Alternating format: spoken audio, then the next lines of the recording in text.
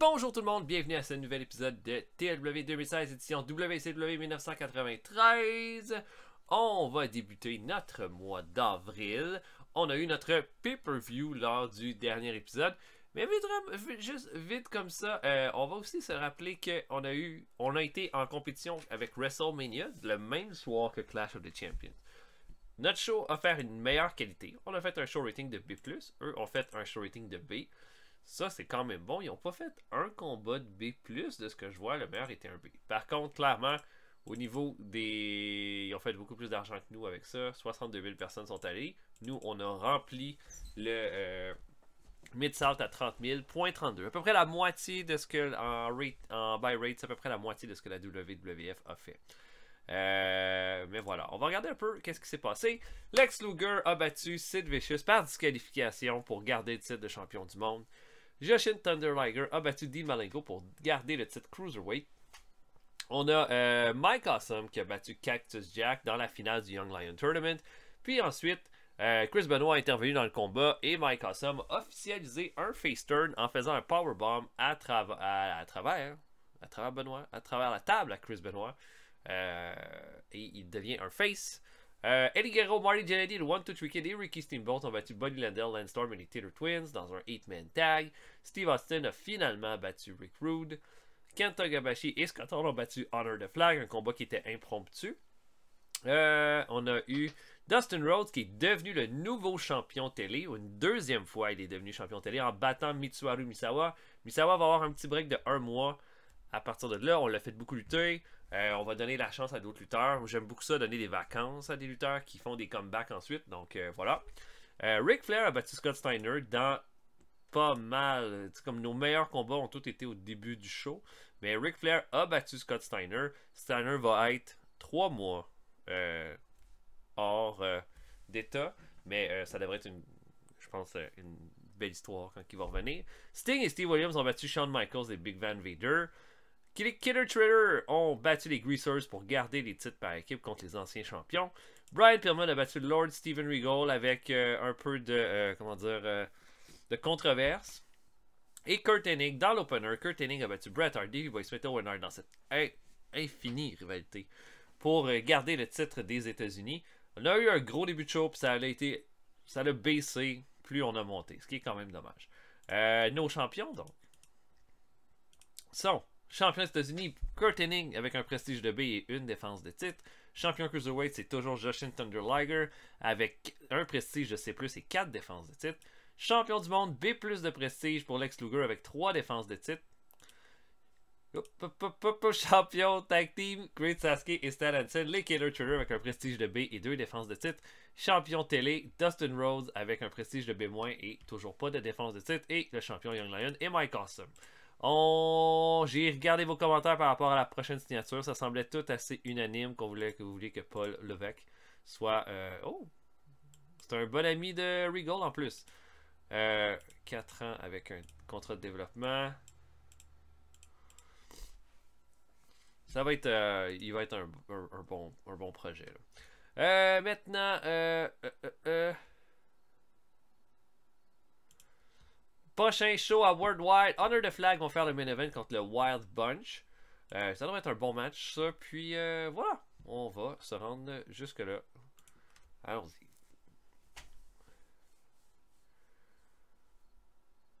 Headhunter B. Dans notre partie de WWF, ils sont dans notre développement. WWF comme classique, là. La partie classique de 87. Ok, bon, ça, c'est les Headbangers qui s'en vont dans notre développement. Ils vont être face, par contre. Oh non, je ne l'ai pas l'envoyer dans le PP. Je vais l'envoyer dans le PP2.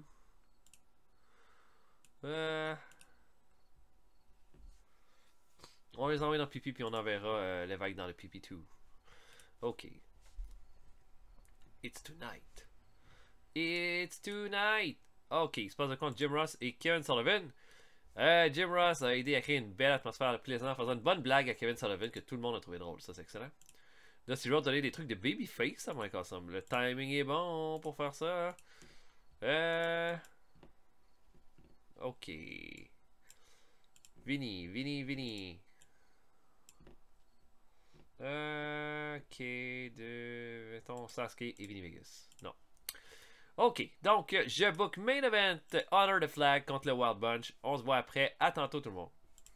Ok, on ouvre ça en pre-show alors que Jules Strongbow, lutteur local, affronte Bob Holly. Une victoire pour Bob Holly qui va faire un Alabama Slam à 6 minutes 46. Strongbow, c'est un lutteur local qui a quand même encore pas mal de popularité. Là. Il est dans le D. Parce que Bob Holly n'a pas encore. Donc en donnant cette victoire-là, on lui donne une petite victoire, mais Bob Holly va sûrement pas mal s'en tenir à perdre à partir de maintenant. Ensuite de ça, deuxième combat, La Parka affronte Carlo Ouellet de notre développement. Ouellet fait une performance de E. Hein, il n'est pas rendu là, mais La Parka fait une belle performance de C+. Termine ça avec un Skull Bomb à 9 minutes 22, donc voilà, c'est très acceptable. Rey Mysterio Jr. affronte le Hellman. Hellman était off his game, sa gimmick commence à être stale. Ok, mais c'est pas un D+, c'est vraiment nul. Hein. Lui, mais il s'améliore. Il s'améliore son Rumble Skill, son Performance Skill. Ça, là, c'était le Z-Man Tom Zank. Puis, là, des années, on l'a changé en L-Man. Et il emporte avec un Super Kick sur Rey Mysterio. Je suis très déçu de ce combat-là, en fait. Et le dernier combat, Brian Pillman affronte Horace Boulder. Bon match de B-. Il va finir ça avec un Air Pillman à 9 minutes 9. Donc, il donne pas mal de temps à Boulder de se développer. Avec des combats comme ça. Mais on ouvre le show. On a un match de Cruiserweight alors que Ricky Morton affronte Brian Lawler. Ricky Morton, la moitié des Rock'n'Roll Express, et l'autre moitié va se battre dans un autre combat dans la soirée. Lawler va l'emporter clean avec un Tennessee Jam à 13 minutes 26. On a un bon plan pour Lawler pour ce mois-ci. Je considère qu'il est dans les bons projets qu'on a eus. Il est quand même bon en promo. Il fait pas des mauvais matchs. Il est pas incroyable par contre. C'est comme assez réaliste en fait sur qui est Brian Lawler pour vrai. Un gars qui avait du charisme et qui n'était pas un si bon lutteur que ça.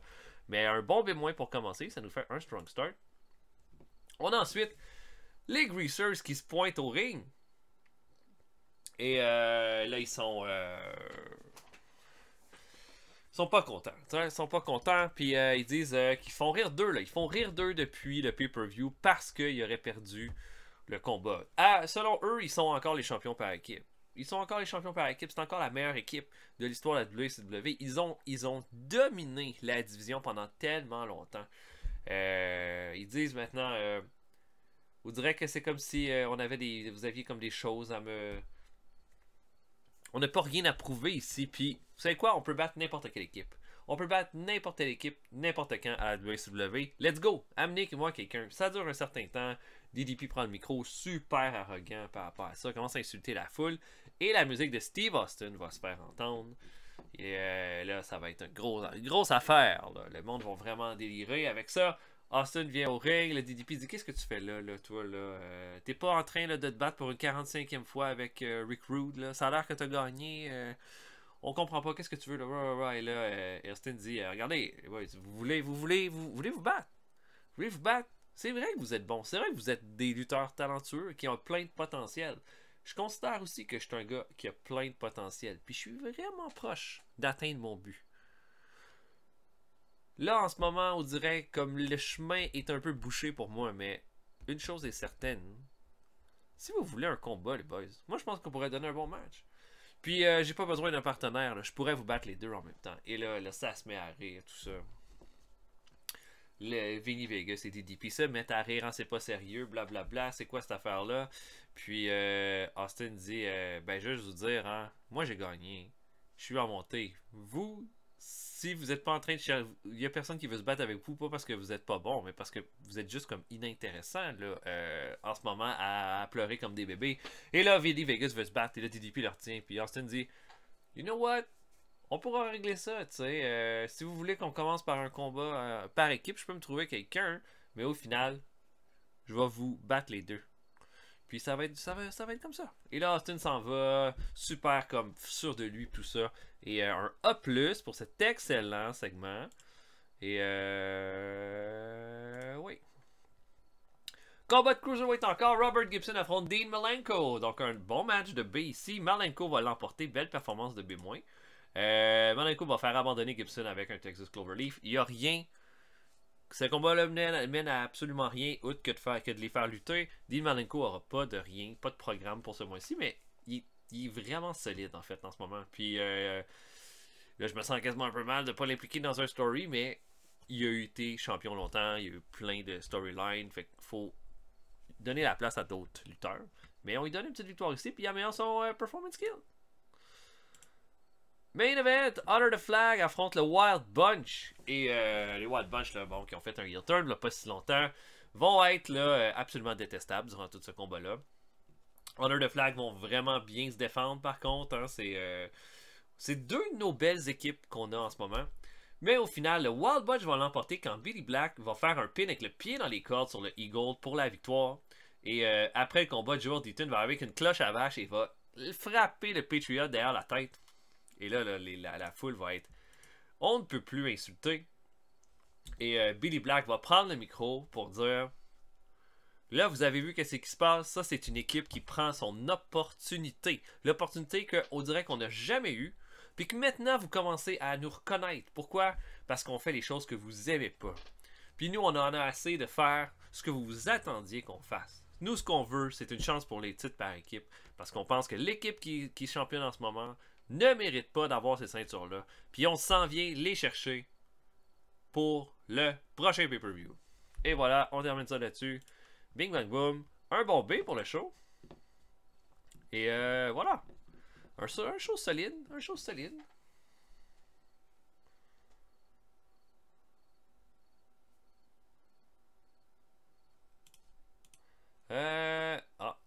Austin dit que les Eagles est en train de devenir un bon lutteur. Effectivement, je pense aussi. Il a fait comme un C-. C'était quand même pas mal. Hein?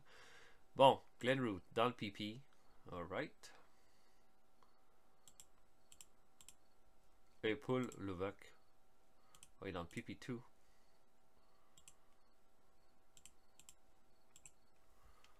Et voilà. Oh, c'était le PP2. Le End of the World. Psycho 6 a battu Chris Champion pour garder le titre Heavyweight. Un C-, c'est quand même bon. Dutch Mantel a battu Pez Watley. Mabel a battu Aaron O'Grady. Imaginez Mabel contre Crash Holly pour regarder le titre télé. Puis Tony Anthony a battu Scott Taylor pour un des moins. Bon, ça va. On aime ça. Maintenant, le prochain show pour Power Hour. Ça va être un combat en simple. Oh,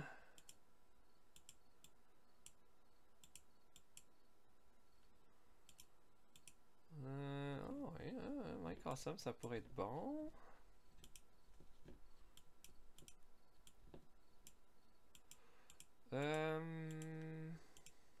Ok, ouais.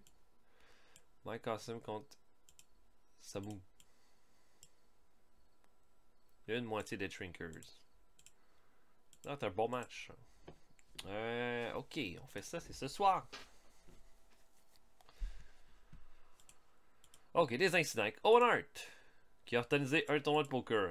Owen, good boy. Good boy. Ok, on va essayer d'être peut-être légèrement plus stratégique avec le medal ici. Je veux dire Biff Whittington, ça doit être quelqu'un qui a une bonne personnalité affable. Ok, genre Marty Jannetty. Non, Lance Storm. Non, fuck. Ok, donc je book main event Mike Awesome contre Samu. Et on se voit après. À tantôt tout le monde. Ok, on commence ça. Pre-show, David Warby, lutteur local, affronte Jack Victory. Victory va l'emporter qu'un Victory Place à 5 minutes 44. Warby améliore sa technique, son performance skill. Rien de spécial pour ce combat-là. Juste un peu de momentum pour Victory quand il va perdre dans d'autres combats. Phil Lafont affronte Sabu. Je continue de tester des fois la Can-Am Connection en solo, voir qu'est-ce qu'ils veulent. Belle performance de Lafont avec un C+. Il va l'emporter qu'un Cobra Clutch à 6 minutes 28. Lafont améliore son Rumble Skill avec ça. Sabu avec un D commence à montrer des signes qui pourraient être prêts pour le main roster bientôt. Donc ça, c'est des bonnes nouvelles. Billy Kidman affronte Kevin Sullivan. J'ai changé la photo de Kidman. Je trouvais qu'elle est plus représentative de où il en est à 18 ans dans sa carrière. Sullivan va le malmener pendant 7 minutes 19. Va faire un Devil Stomp ensuite à 7 minutes 19. Et il va terminer le combat. Voilà. Et dernier combat de pre-show, Sting affronte Bob Holly. Le plus gros combat de la carrière de Bob Holly jusqu'à présent. Sting va le battre avec un Scorpion Deathlock à 8 minutes 17. Avec une belle performance. Sa gimmick qui commence à être stale. Il va falloir changer ça. On ouvre le show officiellement et Norman Lunatic affronte Lord Steven Regal. Combat de 13 minutes 53 où Regal va l'emporter clean avec des belles petites tactiques, là. Va faire un Regal Stretch sur Normand et va l'emporter.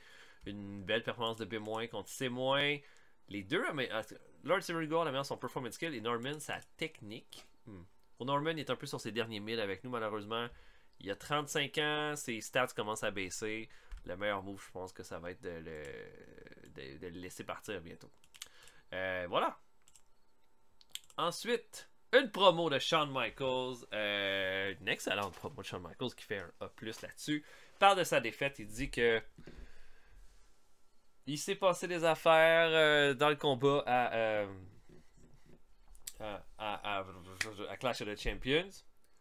Il considère que son alliance avec Vader s'est terminée, que c'est lui qui a fait qu'ils ont perdu le combat. Puis que lui, par contre, est prêt à avoir le combat contre Sting, que Sting n'a pas l'air de vouloir avoir.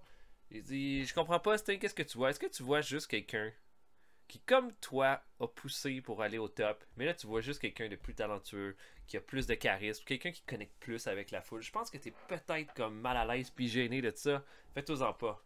Un Sweet Shine Music sur ton haut menton, puis tu vas voir, tu vas juste pouvoir juste un petit dodo, coucher 1, 2, 3, je prends ton spot, puis je deviens champion du monde avant la fin de l'année.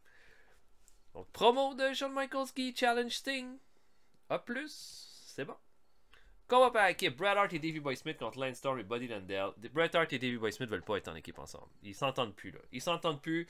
Owen a réussi à brouiller les cartes. Kurt Hennig aussi, tout ça.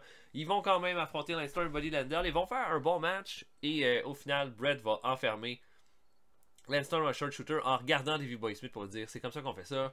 Les deux vont s'engueuler, ils vont quitter le ring, c'est tout. Et voilà. Mais il va y avoir pas mal de suites par rapport à leur storyline. Lance Storm ayant son Rumble skill, Lance Storm aussi son Performance skill et Buddy Landel son Performance skill. Donc un bon combat pour aider nos joueurs, nos lutteurs. Ok, là on se prépare pour le main event. Et là, Samu est dans le ring, attend Mike Awesome, mais Fatu est en bas, puis lui, il veut attaquer Mike Awesome avant qu'il se rende au ring. Comme ça, il n'y aura pas de disqualification. Commence à se battre avec Mike Awesome qui arrive, et là, Awesome prend les devants. Alors, Samu veut intervenir, sauf que là, imaginez ça, c'est comme s'ils ils vont se mettre à 2 contre 1 sur Mike Awesome. Mais Mike Awesome est comme un phénomène d'agilité pour son poids. Et là, Fatu va vouloir envoyer Awesome sur Samu. Sauf que Awesome va sauter par-dessus Samu. Et il va faire un big boot derrière la tête. Fatu va intervenir. Et Awesome le kick au ventre et lui fait un powerbomb à travers la table des annonceurs. Et là, la foule est complètement délai. Awesome amène Samu dans le ring et le combat commence. Bon match de B. Et dans un combat où est-ce que ça va être quand même assez... Et là, c'est ça, ce que j'ai oublié de dire, c'est que Kurt Hennig est venu à la table des commentateurs pour ce combat-là parce qu'il a dit qu'il a entendu des rumeurs que Mike Awesome voulait une chance au titre intercontinental. Il veut voir qu'est-ce que ça vaut de plus près. Et là, ben, il voit ça comme immédiatement, il voit juste le corps gisant de Fatu à travers la table. Et là, il est comme, oh my god. Et là, il va regarder le combat. Mike Awesome contre Samu. Awesome Bomb à 15 minutes 23 et Mike Awesome va terminer le combat. Il pouvait pas avoir l'air plus dominant que ce soir. Et on finit chaud comme ça. B+. Holy. C'est nice ça.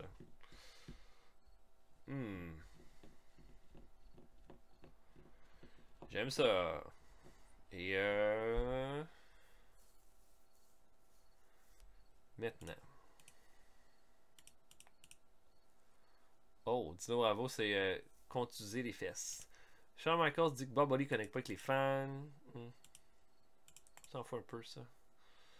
C'est quelque chose de spécial. Wrestling Challenge. Bah. Free Hour. C'est moins. Rhythm and Blues ont battu Morocco et André Géant continue d'utiliser André. Hein. Je suis toujours déprimé, en fait, à toutes les fois que je regarde ça.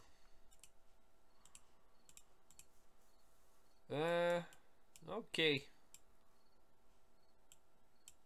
Bon. Là, on va tout de suite passer.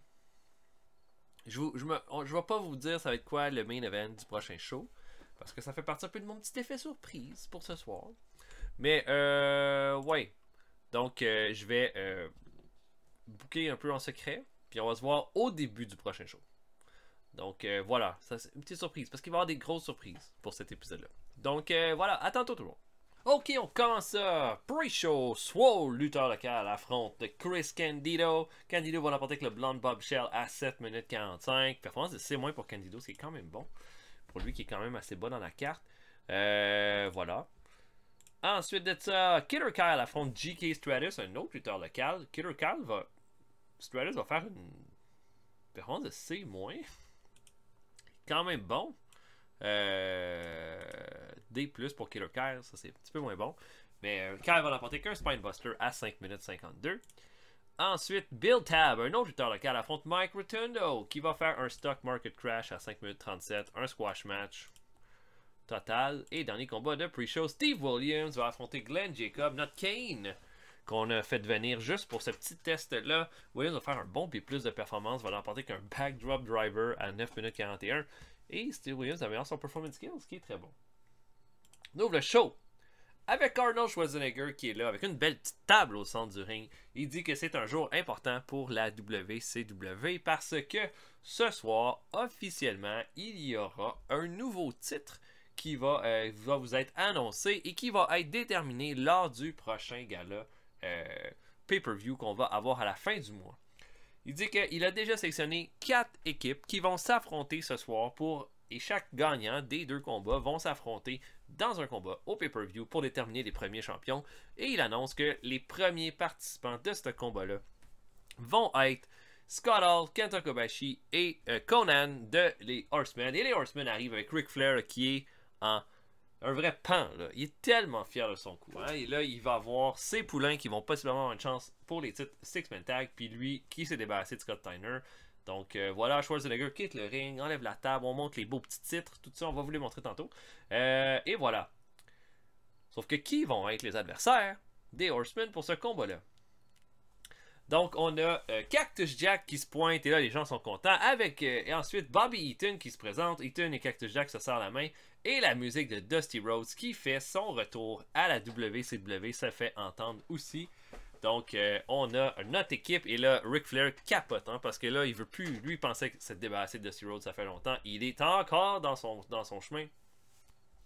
Et on commence donc le combat Six-Man Tag avec Kobashi, Conan et Scott Hall contre Dusty Rhodes, Bobby Eaton et Cactus Jack. Au début, je voulais que ce soit le main event, mais Conan est vraiment pas si haut que ça dans la carte. Comme j'aurais pas vraiment pu le mettre en main event. Donc, on commence le combat et c'est un bon match de B. Au final, Dusty Rhodes semble, en tout cas, les faces semblent avoir la victoire. Bobby Eaton se prépare pour faire le Alabama Jam de la 3e corde. Sauf que Ric Flair va arriver alors que la bête ne regarde pas. Il va le faire trébucher. Et puis Conan va pouvoir faire va enfermer Eaton dans Tequila Sunrise pour donner la victoire à son équipe. Sa plus grosse victoire, clairement, depuis le début de sa carrière. Et Dusty Rhodes voit Flair intervenir dans le combat et décide de l'attaquer. Et il va le puncher là, pendant que son équipe va être en train de perdre le combat, dans le fond. Et ça va être comme ça que ça va se terminer. On va démarrer un programme, mais je vous rassure, ce ne sera pas encore un Dusty Rhodes contre Ric Flair. On va ajouter une petite twist là-dedans pour que ce soit plus intéressant. Mais les Horsemen vont se rendre au prochain pay-per-view pour devenir possiblement les champions Six-Man Tag de la WCW. Les performances B pour Eaton, Cactus Jack, Dusty Rhodes B-. Il est en train de perdre beaucoup de capacité. Là. B+ pour Scott Hall, C pour Conan, B- pour Kenta Kobashi. On va changer la gimmick. Below average, hein, c'est pas top ça. Une promo de Sid. Sid n'est pas content, évidemment. Hein, il a perdu sa chance au titre mondial à cause des interventions de Bobby Heenan et de Lex Luger lors du dernier pay-per-view. Il dit que la seule chose rationnelle, c'est de lui donner un autre combat. Donnez-le de la façon que vous voulez me donner, mais clairement, je mérite d'avoir une chance au titre encore. Puis ce gars-là, Lex Luger, vit sur du temps emprunté avec ce titre-là. De toute façon, qu'est-ce qu'il vaut? T'sais, tout ce qu'il fait, c'est s'enfuir constamment. C'est pas un champion, ça. Moi, j'ai jamais eu peur de rien puis de personne. J'ai attendu des mois avant de terminer toutes les histoires que j'avais à terminer. Maintenant, je suis prêt pour le titre mondial, puis je m'en irai pas comme ça. Un A, la storyline gagne en heat, c'est ça qu'on aime. Un combat pour le titre Cruiserweight, Jushin Thunder Liger contre Chris Jericho. Les deux se serrent la main avant le combat. C'est un bon match avec de 10 minutes 12 environ. Et Liger va l'emporter avec un Shooting Star Press à 10 minutes 12. Donc une cinquième défense de titre pour Liger. J'aime ça. J'aime ça la façon un petit combat comme ça, même si c'est face contre face, c'est bon. Ensuite, Ric Flair fait une promo là. Il y a là les Horsemen derrière lui là. Ils sont tellement contents puis heureux. Et là, il souhaite présenter Conan. Il veut le présenter au monde. Il dit ce gars-là, c'est une phénomène au Mexique. Puis quand il était à la WCW, on l'a obligé de combattre dans des petits combats de début de carte. Vous savez qu'est-ce que les Horsemen ils font? Ils donnent des opportunités à qui qu'ils méritent. Conan, c'est le futur de la WCW, comme Kota Kobashi, comme Scott Hall qui sont le futur de la WCW. Puis moi, le présent, je vais lui l'idée jusqu'au titre Six-Man Tag. Puis Dusty Rhodes, si tu mets encore la main sur toi, si tu mets encore la main sur moi, pas sur toi, je peux t'assurer une chose, tu vas retourner en vacances assez vite. Tu vas faire comme Scott Steiner avec qui j'ai brisé la jambe, le v'là quelques jours. Tu vas t'en aller et on ne te reverra plus jamais. A plus, ça va bien, on a un bon show. Deuxième combat pour l'espèce de mini tournoi pour le titre Six-Man Tag. Quasiment un rematch du pay-per-view. Eddie Guerrero, Ricky Steamboat et Marty Jannetty affrontent les Blue Bloods avec David et Lance Storm. Lance Storm a fait du double duty cette semaine, mais il est jeune, fait que ça me dérange pas trop qu'il lutte deux fois. Les Faces vont l'emporter quand Ricky Steamboat va faire un chicken wing sur David Taylor pour la victoire. B+, c'est un bon combat. Et on va avoir donc Guerrero, Steamboat et Jannetty contre les Horsemen lors du prochain pay-per-view. Puis je pense que ça devrait être un bon combat. À voir qui je vais mettre champion dans ça. Mais voilà. Puis personne n'a fait de mauvaise performance. C+, c'est le plus bas. Storm, Taylor et Jannetty ont fait C+. La meilleure, ça revient à Steamboat et Eddie Guerrero. Donc très bon. Eddie améliore son performance skill. Lance Storm et Marty Jannetty. Une promo de Lex Luger avec Bobby Heenan.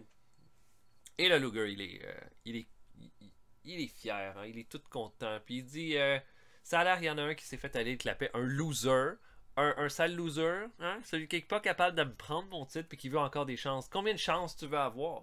Tu n'as pas été capable de prendre mon titre. Je te donnerai pas une autre chance. Tu dis que ça peut être mis dans les circonstances que tu voudras. Non, il n'y en a pas de circonstances où est-ce que je te donne un title shot. Je t'en ai donné un, tu l'as gâché. Live with it. Et là, le champion s'en va. Et voilà. Gros statement. Une grosse promo. Luger fait des bonnes promos. Ensuite, un combat comme ça. 1-2-3 Kid affronte Terry Taylor. Et 1-2-3 Kid là, qui a commencé un peu à émerger. Hein, il a été dans le 8-man tag au pay-per-view. Terry Taylor ne le prend pas du tout au sérieux dans tout ce combat-là. Mais au final, le 1-2-3 Kid à 9 minutes 41 va faire un super kick à Terry Taylor. Et va remporter un upset. Et une grosse victoire à ce niveau-là. Terry Taylor, de toute façon, n'a plus vraiment grand-chose pour lui. 1-2-3 Kid va avoir un bon spot, un bon storyline pour ce mois-ci. Donc, on commence un peu comme ça à le mettre over à Saturday Night. Je trouve ça cool. Une promo de Brian Pillman. Il dit qu'il est quand même un peu insulté parce que la victoire qu'il a eue au pay-per-view à Clash of the Champions, c'est pas vraiment la victoire qu'il espérait avoir quand il allait enfin mettre la main sur Lord Steven Regal. Regal, il a donné un bon combat. Il a donné un excellent combat. Puis si Regal pense que Pillman a triché ou qu'il ne mérite pas sa victoire, ça va lui faire plaisir de lui donner un combat revanche anytime. Mais il pense qu'à la fin du mois, ça pourrait être un bon moment pour se rencontrer. Donc un A pour cette bonne promo. Et notre main event. Bon, j'ai fait cette main event là parce que c'est un peu comme j'avais un peu appris de cours, j'avais prévu un six-man tag, c'était pas ça. Donc au final, Dustin Rhodes, le champion télé, a une chance de devenir double champion à la WCW alors qu'il affronte Kurt Hennig pour le titre des États-Unis dans le main event. Et ça fait un B. Je sais pas trop là. C'était vrai que le storyline n'est pas si hot que ça entre les deux. Au final, dans un combat de 19 minutes 59, Kurt Hennig va l'emporter clean avec un Hennigplex sur le nouveau champion télé. Mais un B. C'est plate de finir le show comme ça. Mais ça fait quand même B+, pour notre gala. On a eu des bons segments, des bonnes promos. Je suis quand même vraiment content de comment ça s'est géré. Maintenant, ça va être pour la semaine prochaine. Qu'est-ce qu'on veut avoir comme show? Oh, Jim Ross est en train de se faire une clique avec Ric Flair et Steve Williams. Dustin Rhodes dit que Marty Jannetty ne connecte pas avec les fans. Là, commencez pas à parler smack contre Marty Jannetty. On commence à le rendre intéressant. 4.90. Nos codes d'écoute continuent d'augmenter. Ça, c'est quand même bon. 4.90, c'est vraiment bon, en fait. Ouais. Le plus haut code d'écoute qu'on a jamais fait. Ok, prochain World War. J'aimerais ça un autre tag team match. Mais quoi?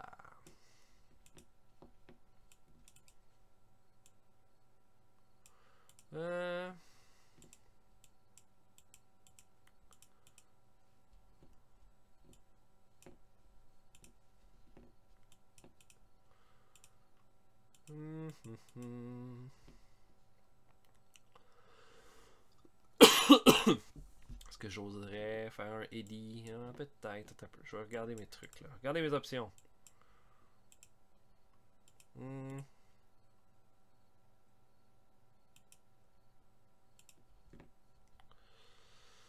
Ok. J'irai avec Cactus Jack. Et Mike Awesome. Contre Kurt Hennig. Et un heal de bon niveau. Non, pas Sullivan, il est déjà en équipe avec quelqu'un. Non, pas George South.